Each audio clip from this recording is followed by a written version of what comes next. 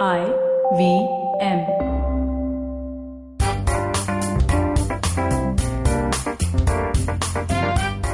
Hi, Sunetro. Hi. Hello, Farhad. Another week. Welcome to a brand new episode of GAYBCD. To whoever's listening.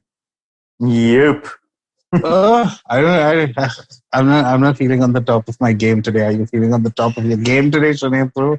Me, I'm okay. It's Friday evening. You've accomplished. So I know you. Yeah, like I have a working weekend coming up. So, however, okay. yeah, but like not like crazy work. Like it's going to be approvals every now and then and shit like that. So okay. yeah. Okay. What about you? Why don't you feel? I'm just not feeling it. I'm not feeling it. There's no reason. I was supposed to do two things today, but the whole day I'd not do them. But the only thing I did was think of not doing them and do it, Farhad. And yeah, so I'm just feeling irritated with myself. And then right enough, just 5 minutes before we were about to record, I suddenly got this kida like, come on, Farhad, it's just one email, just send it. I literally had to send one email out of the two things I had to do. And I was stalling on sending an email and I sent it 5 minutes before we started recording. So one task is done, one left, which I've just pushed to Monday now. And I have the liberty to push it to Monday. It's just, yeah, why do I do this? Because it's not like life is hectic right now. Yeah. You know? But it's okay. I mean, you're allowed like some, slips from the schedule and deadlines and all of that. Yeah, but then the last 4 months have been one long slip. Yeah, it's like I'm on a sled going down Aspen Mountains or something. I don't know, like it's just a 4 month long slip. So yeah, I don't feel very this. Yeah, plus I think I'm a little stressed out. It was my mother's birthday this week. It was lovely. As in, why? There. Because you weren't there. I wasn't there. Was it lovely because you weren't there? and this time I have an excuse, right? Like, to not be there. Okay, I'm being horrible. I wish I was there. Something very sweet happened where, so my mom is a yoga and Pilates instructor. And she's not taught in like the last 2-3 months, right? Because of the and shit. So all her students baked a cake and showed up at the doorstep on that day just to wish her and sing. And they made a very cute video out of it. Like it was very cute. But I would like, continue, sorry. But something happened that day that ticked me off that is nothing related to my mother. I found out that my ex-boyfriend was kind of like, he called her to wish her and talk to her and shit. Oh. And, which is fine. Okay, it's fine. Because, again, I get it. He was the first boy my parents actually accepted as a boyfriend. They were very fond of him. That was surprising. My parents not easily fond of people. Like my dad is, but my mom, you have to like go through a whole Takeshi's Castle type course to get liked by her. You know what I mean? 3 seasons worth. Not just one course, like 3 seasons worth of obstacle courses. Yeah.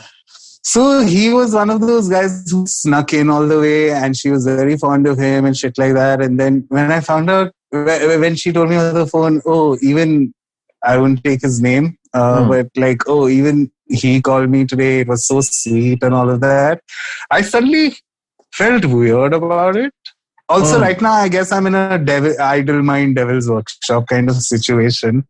So I think I made it way bigger a deal in my head than I should have. And that got me questioning about one particular thing. That things I feel and am vocally like, I have let go of this and I'm done with this chapter in my life and this is over. Do I hold on to stuff even though I absolutely feel like I'm over those things? So basically, am I harboring a grudge of any grudge? Type, yeah. Do you have like lingering resentments against others? And like again, from a therapy point of view, is it like therapy? Yeah. From a therapy point of view, am I actually processing things, or am I just dusting shit under the carpet? I don't know. Yeah. I feel I'm not. I still feel I'm not, but it was weird how that made me feel in that moment that, you know what, that was such a long time ago. We've not been together for 5 years. Why is he still in touch with my parents? So that was pretty much it. I mean, I'll start by saying, in my mind, in my imagination and in my thought process, I'm a fucking petty bitch. Okay. I don't act on it, but in my mind, I think it all. Like the way you said it, I imagined it in caps lock, not even like lowercase. Like oh hell yeah, like caps lock. Like so. I mean, I remember that, and this is not just like, you know, exes and stuff. There are even when it comes to friendships, there have been some friendships where I'm just like, I remember what you did even to the day. Like I'm like that. So I can be quite petty, like, you know, unforgiving, but also I think over time what has happened is the edge has worn off. Like I just feel like, how is this worth it? Is this effort? Because, like, you know, I hate repeating myself. Like everything else, even holding a grudge requires energy. My God, it does. Oh my God, it does. Over time, I guess that's another thing you just find not worth spending any energy on after a point. Yeah, and you know, being like a growing up gay, gay in a small town, growing up weird and gay in a small town.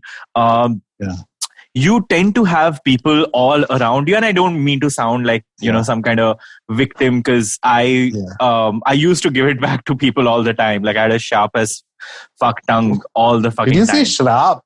Sharp. Oh, I thought you give them a sharp. Like, oh fuck no! I mean, in my head, I totally would. Like, you know, in the petty fantasy, I totally do that. Like, you know, like I beat my like thump my chest and beat my chest like Kiran Kher in the Devdas, and I मैं श्राप देती हूँ and all of that. So I do that, but like growing up like that, there have been so many instances where my world was very people who are, who've been nice to me and people who haven't. Like there were just blacks and whites, and anything that was in the zone of, you know, someone sort of, you know, having made fun of me, or you know, made fun of, you know, the way I talk, the way I walk and all of that, immediately that person was on my imaginary like hit list. And like I was just like, you are like, you stepped on my toes, and now it's done. Like you can't come back from that. And like it's for example, there were people who were really assholes to me when I was in school. I still can't bring myself to, I mean, there are multiple reasons. I still can't bring myself to, you know, just, you know, be friends or even be acquaintances with them, so to say. I'll give you an example. I've thought about it. I've obviously thought about, it's so many years have passed, but, couple of years back, one of these guys randomly, he found me on Facebook, and by the way, I'm not his friend on Facebook. So when he messaged me, it went into the others folder, and his message was so like dripping in toxicity, like, you know, the kind of stuff he was saying. And I think I've spoken about, you know, how one of my first relationships was with you know, a classmate of mine in school, and he started saying shit like, you know, like I'm paraphrasing, remember how, and again, I've spoken about how there were certain seniors in my school who used to kind of, you know, feel me up and like like abuse me sexually, like, rub their cocks against my against my bum and stuff. And so he started saying all of that. Like, remember, like, when that kind of shit used to happen just to bringing you, it back. Bringing it back. And his point was, literally, quote unquote, he said, "Bada maza aata tha mere ko." And and then he went on to say that, something about how, I seem to have reinvented myself with, like, flashy clothes and all of that. And it went on, like, it was a very toxic monologue of him just unspooling his, like, hatred and saying shit like, simplicity is the only way to live. And look at you, you are just like this, the worst kind of person that can walk the earth. And it went on and on. And at that point of time, that's what confirmed my belief that I guess, grudge as an emotion, maybe it exists so that, as a defense mechanism to kind of guard us or, sort of keep us away from a possibility of this kind of toxicity coming close to you. And yeah, like, I kind of held on and I blocked that motherfucker. I actually shouldn't say the word motherfucker. It's so, like, misogynistic. Like, it's so much. Yeah, but that bhavna ko samjho. Yeah, that fucking whatever. Yeah, just that tree fucker fucks a tree. Excuse of for a human being. I mean, I blocked him, and I don't know where his life is, what his life is about, and it kind of wanes my need to repair things with a lot of the people that I feel negatively for, because I know that there is very inexplicable hatred, and it stems from a lot of things that I don't have control over, which is my sexuality, or which is the way I look, or which is the way I talk or walk, or my identity. And yeah, so that has always been... I'm sure somewhere if we sit and unpack this, it has something to do with the fact that we all grew up gay, and that meant we were constantly hurt a lot. Yeah. And we were constantly, like, in different ways, people found ways to attack us. So whether verbally, physically, sexually, we've always had that. So I feel like to have an imaginary, like, sheet running in our head that, oh, this person, be careful, this person, don't be careful. You know what I mean? Yeah. I feel like that's inbuilt in us in some way or the other. And then to shake that off, because it's something I feel like you have to shake off. Because, yeah, sure, we are talking about grudges and stuff, but sometimes I feel like there are people who I've had fallouts with, or not even fallouts, I would not say fallouts, but who have hurt me. And then over time, somehow, like, we made our way back to each other, and then it was 10 times better than before. You know what I mean? Yeah. Like, my friendship, even I this is like on a parallel line, but a lot of times when I find when I watch reality shows, like any shows, my favorite people are the ones who I hate in the beginning of the season, and towards the end, they are my favorite. You know what I mean? Yeah. So in that sense, I feel like even with grudges, I always felt like the ones who, like, I feel like there's a sense of, like, oh, we've been through the worst shit already. And then you came out as the bigger person, or I came out as the bigger person, or we are more evolved individuals than that situation that had come back then. I also have to say it comes from a large part of me always understanding the fact that it's always the circumstances that make a that make a situation bad or a person bad. I don't know why.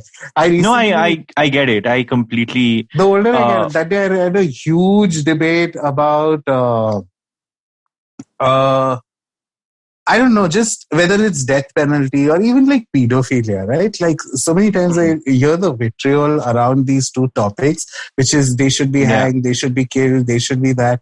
And I'm always, my first knee jerk is always like, hey, this person doesn't need death, they need therapy. You know what I mean? Like, but I don't know if that comes from a mature place or like, oh, they do deserve what everyone is saying they deserve, like raise your pitchforks and let's burn them at the stake. I don't know. But at least as an individual, I felt like I always find that if someone, okay, fuck pedophiles and other people, but like at least people who have personally wronged me, I've always had that depth to understand that, okay, and more often than not, can I tell you something, Sunetro? A lot of times I've been wronged in petty ways, except the 2-3 times that I can think of, which were like huge. Like, holy shit, you really fucked around with my respect and my this. So you're out, and you're out means you're out, whether it was in a relationship or I had a fallout with a very like good friend of mine 2 years ago. And we've not spoken since. Now it's just happy birthday. Have a good year. Thanks. Happy birthday. He'll reply, have a good year. That's it. You know what I mean? So, God, I hate saying you know what I mean. Sometimes I listen to our own podcast and I'm like, why do I say you know what I mean so much? I should get zapped like those dog collars. No, I mean, okay, so, I look at the world where, I'm taking life lessons out of memes. And there was a meme that I saw where it basically said, hold me accountable if I spread or, post, incorrect information or say something that's hurtful, but also approach me as another human being and give me room for growth, because I also make mistakes, because that's just human. And I believe that. I do believe that. But for that to happen, there has to be the most basic level of mutual respect to start with. Otherwise, I feel like, grudges can't be overcome. If it starts from a place of disrespect, then you can't, like, what, how can you even, then it's a fucking Everest. Like for me, everyone's had breakups and I've had breakups and a year post the breakup, more often than not, you end up hating that person. You have negative feelings and you can't, imagine the same person in like a positive light. But I've been very fortunate. Like one of my, this is like my 2 relationships back, my one of my exes, it doesn't matter how many relationships back, but one of my exes, okay. It was just very random. Like, I guess it was this, renewed sense of vigor that I had because I had started therapy. Ta-da! But this is way back in like February, I think February, I guess, yeah. Where he sent me a message on Instagram, and I'm the kind of petty bitch that he follows me and I haven't still followed him back. Like, but I don't do that with that other level people. Of grudges we are talking. Then one second. So he messaged me and I responded, and it was and then he responded saying, this was a surprise because I never expected that you would respond, because I sensed that, you had, and we broke up when, like 5 years back. So his point was that I sensed that there was a lot of residual anger and very justified anger. So I didn't want to broach it. Like, I don't want to broach you. I didn't want to approach you at all. So I said, I guess it doesn't matter anymore. That grudge doesn't matter because I wanted to be angry at you. I want to kind of, be pissed off with you because, there were things that I had thought of which weren't possible, which were rendered not possible because of certain behaviors from your end. But now, does it matter anymore? And since it doesn't for me, it's all right for me to kind of, and not in a sense that I'm doing you a favor by, like forgiving you and shit, but it doesn't matter anymore. And I feel like I can see you in the same, not in the same, but in a similar light now, that I can see the things that I liked in you when I started liking you. So, and it just turned into things changed. Like after that, we've been chatting regularly, and I told him that I'll be there if you. He was going through some mental health issues, and I said, I'm not an expert, but hey, like talk to me when you can. He calls me up every now and then, and blah blah blah, and I felt like it started with from a place of mutual respect, and that's why it was okay. It was all right for us to move past that sense of that grudge. And sometimes that stopgap is so important to take, before you start like working your way back into someone's life, if you have to. Because even the same day as my mother's birthday, I ended up talking to my ex, and it was a very nice conversation until he started like, we should meet sometime, and now it's been like 3-4 years that I've met him, and I thought, what, here's the deal. When we were dating, we got a cat together. Okay. And for the first year, we had this pet that we had decided to get together, because back then we dated for almost 4-5 years. So it was like a step in that direction, like, hey, let's get a cat together. You know what I mean? And the moment we split, I got custody of the cat, basically. And I cut him out. Basically, Denise Richard, Charlie Sheen happened. Yeah. So I sometimes fully understand when he tells me things like, I really miss Squid. Squid is my cat, and like, I wish I could meet him. He sees my Instagram stories, who I very recently unhid my Instagram, talking about petty. Like, I had totally blocked him everywhere, because I feel we are in an age where you have to tune out. You have to systematically wax. If you're going through a bad breakup, you have to wax that person out of your life, and a large part of that waxing happens online. Because next thing you know, you're going to see them traveling. You'll feel like, oh, look at this motherfucker have a nice time without me in his life. You'll see him going for a party. You'll be like, look at this motherfucker have a great time in life without me. You'll see him with another boy. You'll be like, holy shit, look at him. He's moved on. I'm not moved. You know what I mean? So Instagram, Facebook, Snapchat, everywhere, it was a off. And very recently, I felt like, because of some conversation, I was like, okay, I'm okay with you seeing my Instagram stories now. Because a lot of time he misses my food, he misses the cat. And I thought, okay, those are two things I primarily post a lot about on my Instagram. So at least in that way, he can stay in tune, we can stay in touch, whatever. But when he did say, do you want to meet up? I felt like for the first time since our breakup, I had to establish with him that, hey, that's not going to happen. Like, that's something we should not bring up, because every time for me to say or make excuses like, no, actually some other time, it was becoming tiring for me. I'm at a point in life where I can't make excuses. I'd rather just be honest. So I was just like, again, and when I say something like that, it's not a good idea for us to meet, because I don't want that kind of, if he walks past my door and suddenly I don't know what I'm going to feel, right? And it's not like I'm going to zoom back. I'm not like, it's not like, I feel grown up in that sense. But what if I want to fuck him? Or what if I want to sexually? I don't know these things about me. You know what I mean? Still, I might feel all those things, So I just don't want to put myself in a situation where I am not thinking clearly anymore, and in this case, like, meet him at all, because I might not think clearly if he's in the same room with me. And he very nicely understood, and he immediately said, okay, thanks for at least clarifying that.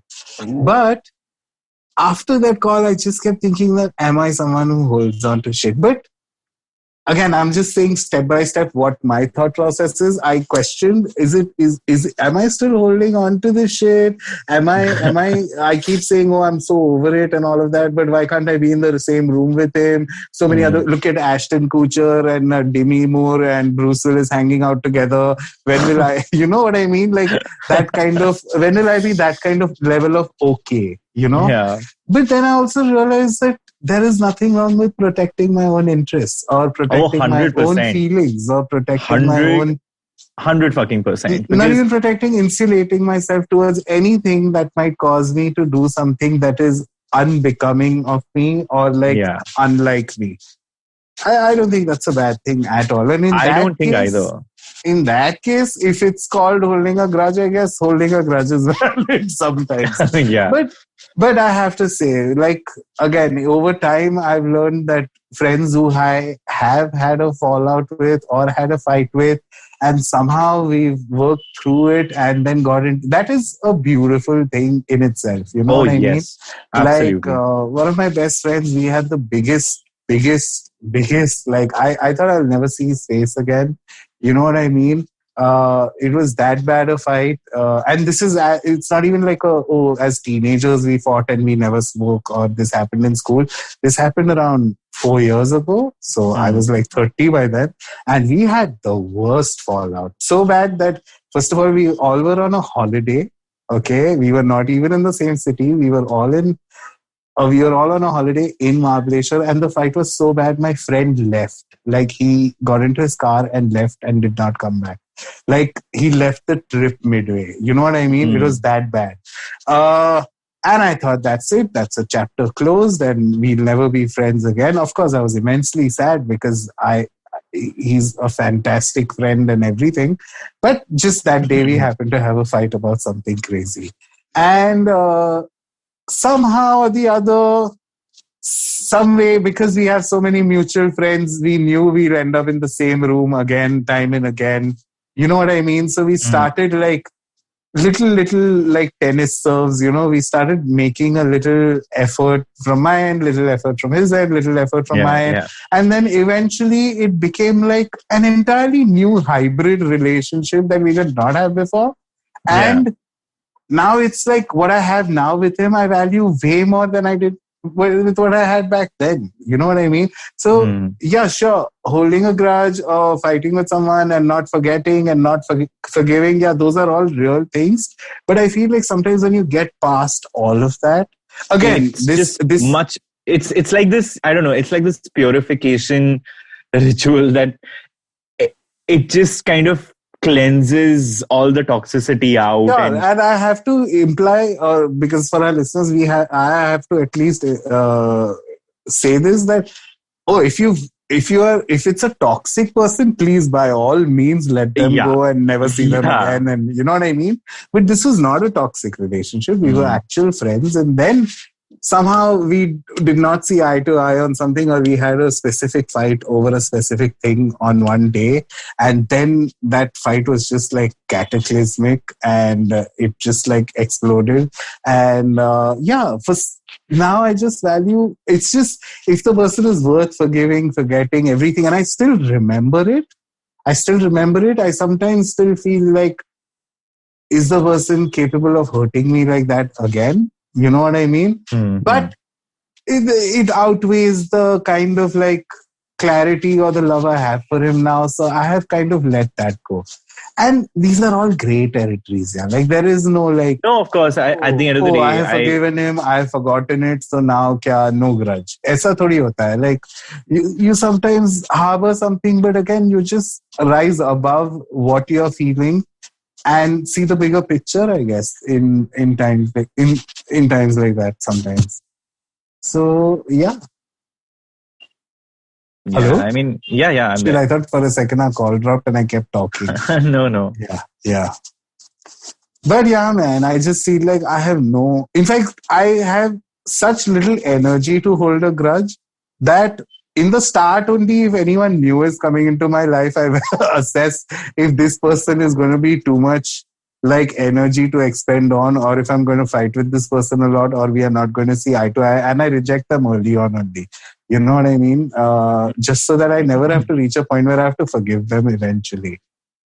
But yeah, there are people who I still like, who wrong me often. And somehow or the other, I just like, I am the one who apologizes. I am the one, you know what I mean? I bend over for, and I don't know why I do that. So, yeah, that's pretty much my 2 bits on holding grudges, I guess. If you have to make a pie chart of like, what relationship you share with the people you have grudges with. Like, what would be the largest pie? Like, is it exes? Is it yeah, like, there are categories of relationships. So, like, what would that be? Actually, there are two guys in my life who are no. That's it. And I was not very close to these two guys. Okay. I have nothing, I don't interact with these people, but there are two guys in the gay community who I absolutely detest. So literally my entire pie chart is just these two guys. And I mean, they occupy most of this pie chart because I'm one of those people, if I know someone is even friends with them, then I question that person's ability to be friends with someone so vile, and I kind of see that person also through that lens. Okay, I can't without taking those people's names. I know it's a little complex to explain, but yeah, in that sense, there are one guy I had a huge fallout with. Again, a lot of people know him. He wasn't even a friend of mine, but I got into a fight with, and I mean a physical fight at a gay club once. Have I ever told you this? Mm-hmm. Okay, wow. I feel like it's an extra macho, unnecessarily macho story. But I got into a fight in a club once with a guy who was behaving absolutely ludicrously. Okay, he was behaving absolutely bad, and he had a grudge against me because I had kind of dated his best friend. I had a fling with his best friend, and then his best friend got too clingy. Like, clingy means like really crazy clingy. And I kind of ended things with his best friend. So for some odd reason, this person started like fucking with me all the time. Like, oh, you did this to my best friend. And I don't know that person very well. You know what I mean? So I found it, who the fuck are you? Like, I don't care about you. Whatever happened between me and your best friend. So why the fuck are you trying to insert yourself in this situation? And then one night at a club, he happened to be there and he tried to pour a drink on top of my head while I was dancing, and my boyfriend said, so my boyfriend grabbed his hand and he kicked my boyfriend. And I went from zero to white anger in less than 30 seconds because he had already fucked around with me mentally 2-3 times before that. And I bashed the shit out of him. I had to be carried away by bouncers and I was thrown out of the club. And it was so bad that I actually had to call other friends at the party because I laid such heavy blows and I hit him so hard that I was worried that in my anger, I might have broken something of his, at least his rib cage or his face. I might have fractured his face in some way or the other. It was that bad. And again, why am I saying this? Because I have come from that place of anger to like the most mellow, chill guy. I know, like, now I can't even imagine like fucking slapping someone. You know what I mean? But if I'm like rubbed in the wrong way, I can really explode in that sense. So, yeah, there are literally two people in my life who I don't hold a grudge against. It's just there are two people that I'm like, no, I don't know. That's my pie chart. But yeah, all my exes, everything, I've moved the fuck on. I've moved on. I'm okay. If they message, they talk to me. They don't talk to me, I'm really fine. Like, it's okay. Do you have a pie chart like that, Sunetro? Should I worry about you? I actually do. I mean, it's my god. But yeah, the largest share of that pie is essentially people who've belittled me for my things that I have no control over. My voice, my talk, my walk, like, shit like that. My identity. And it's just that, like, people who kind of belittled me and never taken the time later to kind of explain it, I guess. I mean, they don't even know that they wronged me, I guess. I can't I can't really say anything about it. For example, I was very, very close to this one person in college, and I mean, I don't say friend anymore because like now when I see the kind of stuff, our relationship was very toxic. Like she would constantly say, "You look like a faggot today," and like she would like pointedly. I remember Brokeback Mountain had come out, had released that time, and pointedly she would constantly like not tell me, but like make sure that I was within earshot when she would say, "My God, Brokeback Mountain. I mean, gay sex is just yuck."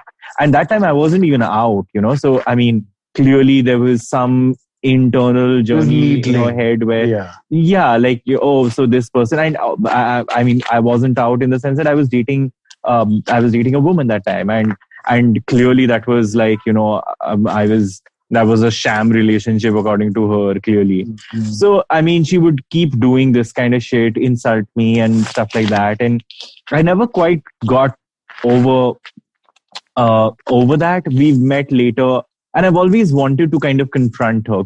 Not confront in the sense that how the fuck could you have done that? I want to, like, maybe someday I want to sit down and tell her that, this is the damage you caused me, and I just want you to know that, because I've gotten over it, and I think now that I've gotten over it, I think we can talk about it, and maybe you can also not.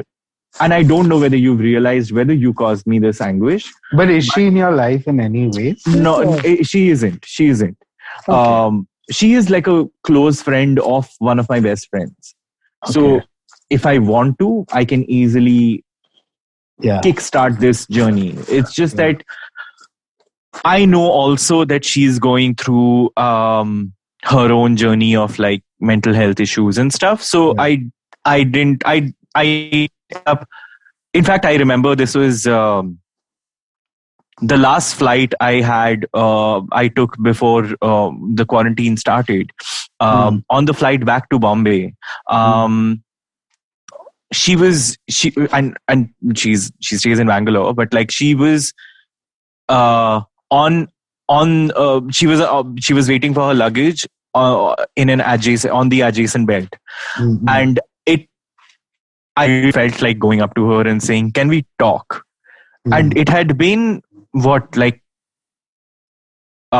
years since we'd seen each other last. Like we met at like a common friend's wedding, and then I let it go because, again, like I said, I kind of knew that she's going through her own stuff, and to kind of randomly dump that on her would be unjust. So it's a lot of that, it's a lot of that, people who've said shit like that and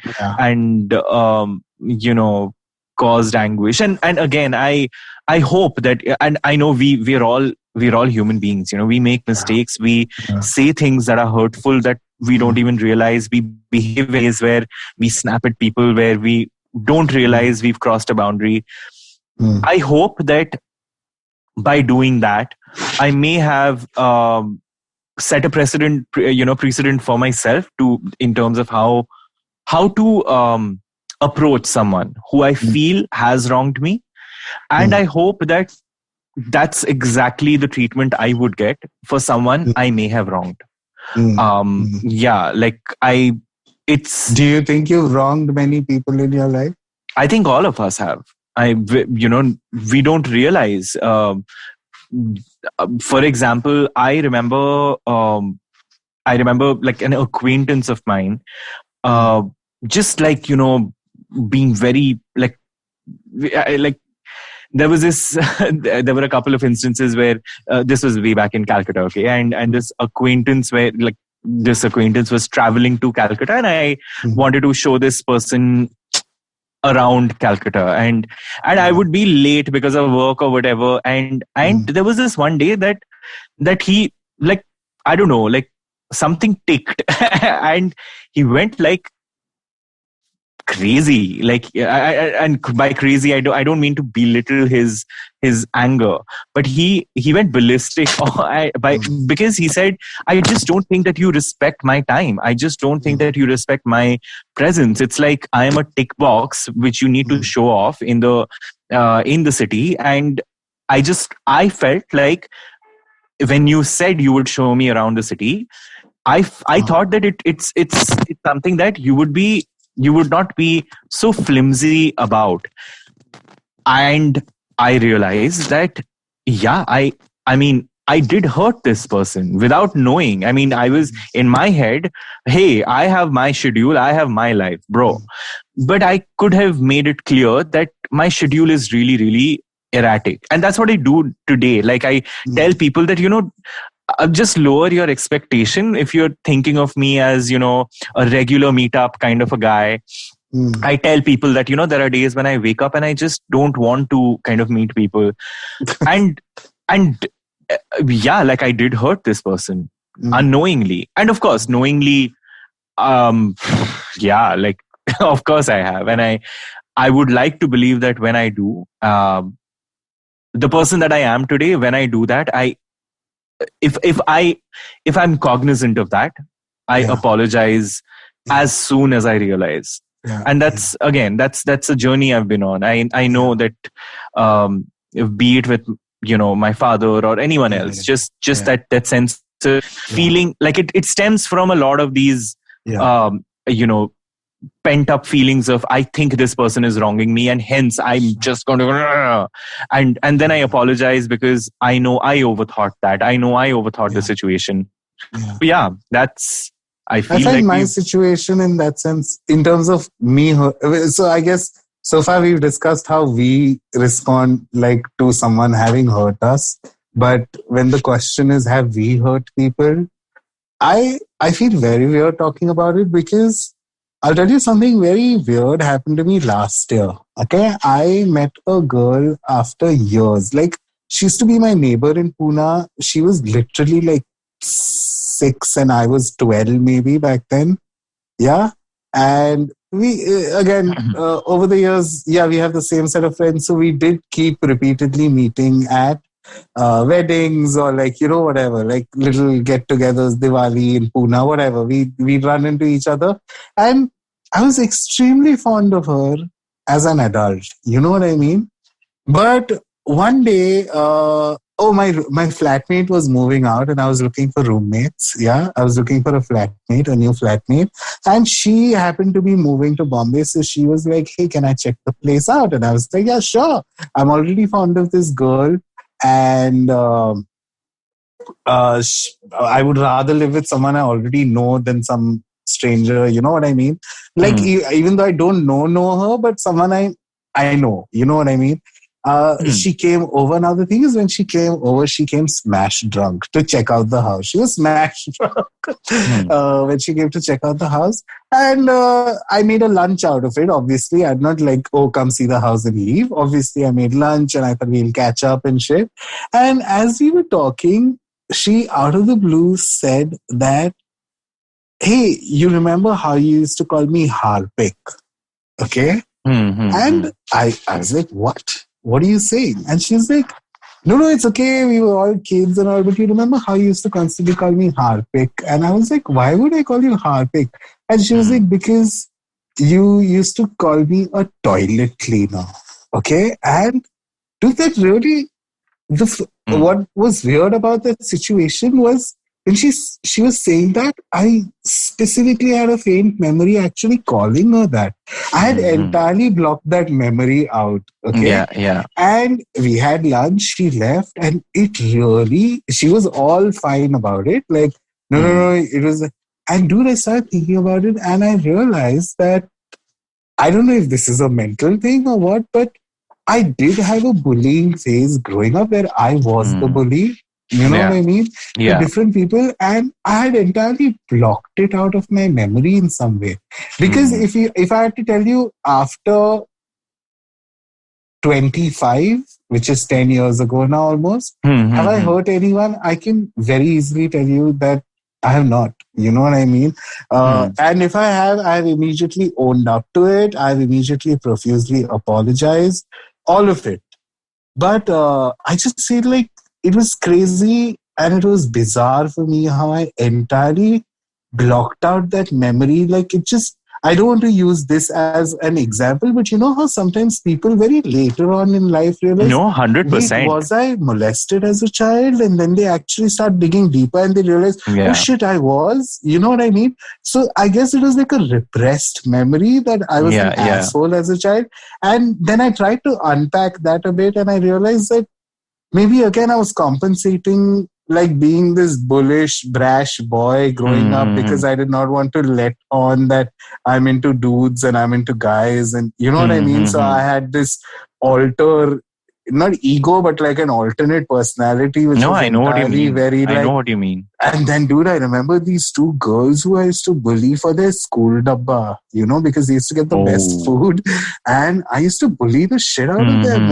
And like, I actually tried looking them up and I couldn't find them on Facebook. Otherwise, I would have totally apologized as an adult. You know what I mean? No, so here's the thing, okay? Like through, again, therapy time, through my multiple conversations with my therapist, I also came to the realization that I'm as a person, and I wouldn't say I am 100% today, but I used to be very, very aggressive. Very aggressive, primarily because it's like, be aggressive before someone can kind of, you know, even lay a hand on you. And I realized over time, and that how toxic that can be. Imagine you're an aggressive, you are basically just an aggressive energy. And that is so toxic. And that's when I realized that there is something that I need to do about not feeling like everyone's out to get me. And that was one of those, you know, epiphany moments and days where I realized, you know, this is where the healing needs to start. This is where the change needs to start, because if I can stand tall and proud and not feel like a victim and not feel like, you know, everyone's out to get me, I feel like I can be a little more at ease around people. I feel like I can be a little more you know, forgiving. And forgiving is a very wrong word because it means that, you know, I have the power to forgive someone. But like, I just, how I would frame it is, I realized that I don't need to be judgmental.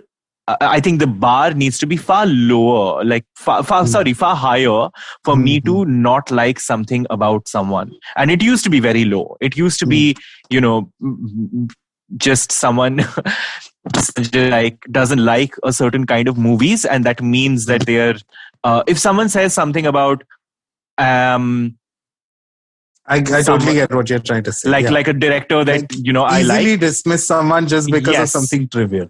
Very. And I realized that just relax the fuck out. Like, you know, that's your yardstick and you need to just completely, you know, dismantle this yardstick that you've created. And now like I'm a far calmer person like I feel like my energy is far calmer. Of course I feel those rushes of aggression every now and then, but I think again, the lockdown, the quarantine has been such a boon in smaller ways where it's so easy for us to not constantly, the moment I feel aggression, I take a step back. You know, it's easy for me to do that. Like I'm not in front of 30 people out in public, where it's where I don't have the time to kind of, you know, think it through. And because I'm able to do that, I know that now it's possible for me to completely let go of that toxic energy and not be someone who you know, causes pain to people. And so many times, again, I've been watching this Beverly Hills, Real Housewives of Beverly Hills. And the format of the show. They fight and then they are friends again, and then they fight and they're friends again. And one of the most common sentences is that, oh, life is too short to hold a grudge, or life is so short to life is so short. And I'm like, I get so irritated every time they say that. One quote that I love is from Big Little Lies, where Reese Witherspoon's character says, "Oh, I love grudges. I tend to them like little pets." Amazing. Yeah. Oh, jeez. Yeah, but again, I feel like the larger idea behind the conversation is where we are way beyond that, I guess, now. Yeah, I mean, it's like, okay, I'll give you an example from this morning, okay? One of my colleagues, randomly on Microsoft Teams, she kind of messaged saying, "Hey, are you on a call right now?" So I said, "I just got off a call. I don't have any blocks for the next 2 hours." So she called me, and it was just a conversation where she said, "I just wanted to check in, how you're doing, and we are both very close. How you're doing, and I just wanted to check in, and this and that, and just it just started. We started talking about stuff, and we started talking about. She was talking about basically a moment where she felt almost threatened by someone, like someone had almost. She felt this sense of betrayal by the company, and yeah, she was sort of talking about it, and she said that it kind of did a complete it did a number on my confidence and my self-assurance, and I just I feel like how many people can I actually trust, and this and that, and yeah, and then she was like, then I realized that I'm putting this person on a very high pedestal. This person's also like my age and has maturities and immaturities. And clearly, I mean, I'm not forgiving this person, but I also need to realize that this person needn't get this much importance and time on my bandwidth. And while I would love to see him fail, while I would love to see him be stripped down and all of that, but how will that affect me in any way? Exactly. And I was like, yeah, exactly. And then we got talking, and we started talking about how we, as a lot of us, and I don't know about you, okay, I'm this might sound very self-obsessed. I apologize for that in advance, but I'm a peacock, Okay. in the sense that I live for a performance, and I live for totally applause. Okay. And some and I guess external validation in some parts of my life, and I like it. I thrive on it. And especially for people like us who are sort of peacocks, when there is someone who kind of dismantles that idea, and especially in a time like this where we aren't really getting that much of whatever we are doing is in very solo rooms and solitary rooms. It's not, even if you hit a pitch out of the park, at work, it's not like, there is a loud noise of, oh, so there was this fantastic thing that we did. It's very, on and off, and so especially for people like us, it's very easy for us to feel slighted, and there is nothing to be done about it. And it's very, very difficult to let that go, to let someone who took that agency and power away from us, to let that go. And if we manage to do that, because doing that is basically a factor of us just shaking ourselves up and coming to a point where we realize it's not that, let's not give that person that much importance, and the agency still lies with us. Yeah, so I mean, the moment you realize that, I think it's better. It's just like a matter of being talked there, or being walked to that pool or to that pond. And yeah. What I don't know if any of that made sense. That was a lot of what a pond. Yeah, that was a lot of metaphors and a lot of confusing. No, but I get convoluted it. If you had to narratives. underline it in the end, life's too short to hold grudges. Yeah. And And it does boil down to that. Like, yeah, and I mean, sure, use that grudge, but then know when to let it go. Like, know when to drop it off, because you really need to check the expiration date on a grudge, because is it but even that's helping? the thing, no? At the risk of sometimes, I love making fun of spiritual gurus on Instagram. You know what I mean? And I don't mean like Sadhguru type serious gurus. I mean like, these Instagrammers who like teach you like, oh, embrace yourself and do a headstand and those type. Like, I sometimes, at the risk of sounding like those people, I the older I get, the more I believe in energies. You know what I mean? Like good energy, bad energy, positive energy, negative energy, shit like that. Okay, and in this graph of energies, grudges and petty things, all of it fall under negative energy. You know what I mean? Yeah. And again, like we've repeatedly through other topics and discussions arrived at the same conclusion, which is your life should be an act of constantly bettering yourself like on a fundamental level. And I feel like there is no place for any negative energy in that. Yeah. You know what I mean? So in that sense, again, if I had to bottom line this whole conversation, I'd just say that if someone wrongs you, it is totally okay to like axe them, like get them out of your life, not forgive, not forget, it's fine. But like holding on to it and, holding a grudge and holding a this over time can be an exhausting this, Oh yeah, absolutely, yes. Just be like an energy that you don't want in your life. So like, I feel like if people just had the ability to establish that when they can hold a grudge and when they can't, I feel like everybody's sorted in that sense. I agree completely. Yeah. Totally. Is that it? Is that it for our episode on grudges? I think we've discussed everything about grudges. If we had to do a second episode about grudge, we'd have to talk about the Japanese horror classic Grudge. Yeah, that would be fun though. Speaking of horror, I think I'll end on this note. Anyone who's a horror fan, should watch this film called Host. You have to download it. Bong Joon-ho. No. That's not that one. So there's basically it's a Shadow original. And watch it. Like you'll have to download it and watch it. Wait, is this a new movie or? Yes, sir.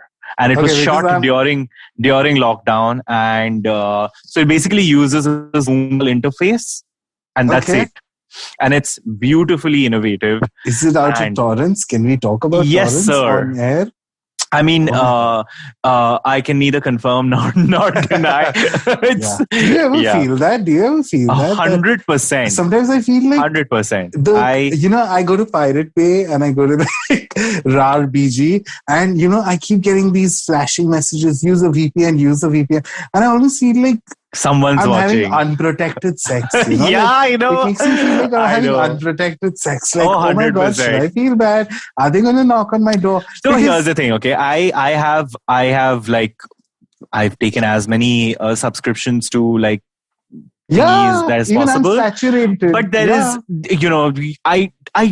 I don't have like, access to, let's say, Jodorowsky, absolutely, I know what you're about to say. Jodorowsky extreme independent so international cinema. We still have to rely on fucking. Exactly. And sometimes I myself, if the FBI is listening, sometimes I want them to know that I am the biggest cinema buff I know. Okay. Yeah. And secondly, it's like I feel bad that I live in a world where I will never get to see those movies. So I do this little crooked thing of just getting torrents, and watching shit on torrents. And for me, it's like at least what's justified is, the word of mouth. Like another person knows about this film, and I will tell people about this film. Like, yeah.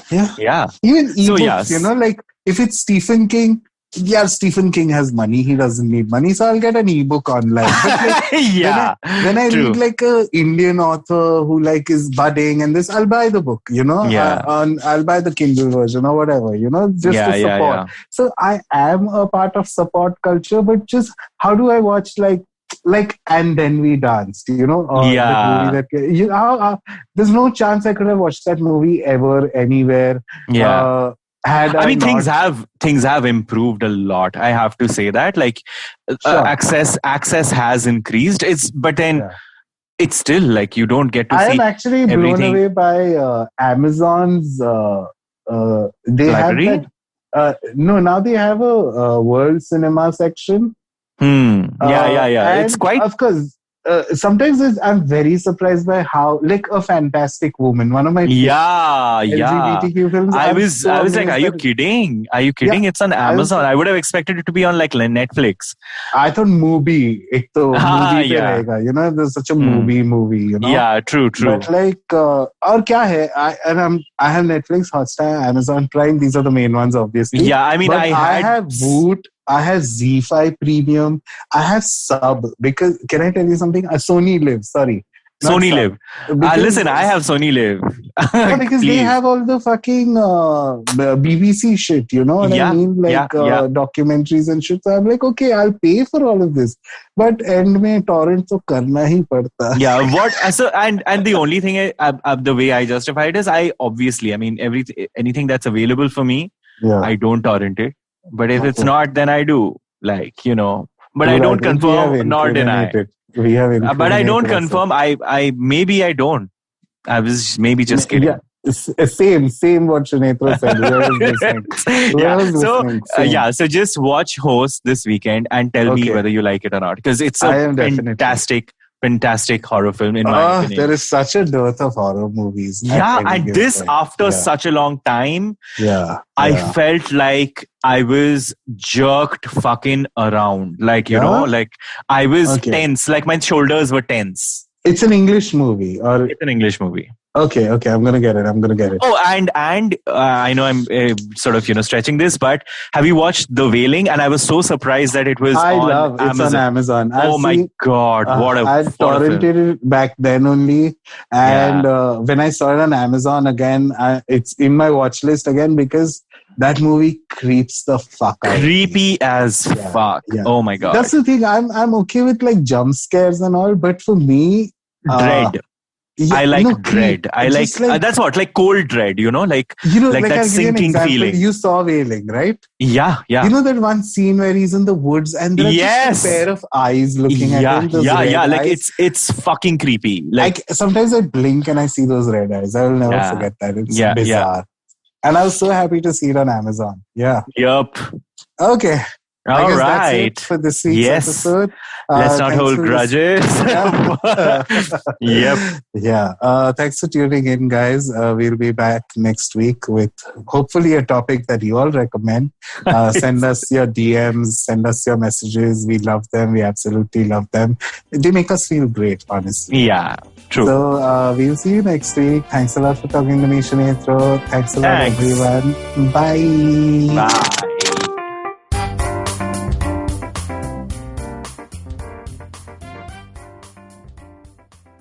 I hope you enjoyed that show. So it's been a really fun week on the network. Please do definitely check out all the regular shows that you do. But in addition, let me give you a few recommendations. On Agla Station Adulthood, Ritasha and Ayushi talk siblings. Really fun episode. I think you'll enjoy that. Nishad Pai Vaidya is on Cyrus and they discuss cricket and a lot of different things around cricket. I think you'll enjoy that as well. Old friend Parmesh Shahani, he was on Absolutely Right. Definitely do check that out. Tamal Mills was on Edges and Sledges, another episode which I've heard really good things about. I haven't heard it yet. I need to listen to that soon. And guys, Uncle Please Sit, definitely listen to that. They've been killing it. This week they have Abby Phillips, he's a doctor talking about medical misinformation. Last week Paramita Vora was talking about sex education and who needs it. They've been really killing it. Definitely do check that out. And with that, hope to see you again next week. Are you constantly seeking happiness? Wondering how to make the most of every day? How not to let your inhibitions stop you from achieving your goals? It's now time to get your A game on. It's time to unlock your true potential. Tune in to the Empowering series with me, Zarina Poonawalla, to feel empowered in all genres of life, from behavioral skills to management skills, from health to relationships, from mental well-being to emotional well-being, and of course your finances. I've got you covered. With these tips and tricks from me, Zarina, and true life stories from my amazing guests, you're bound to bring your purest to the table.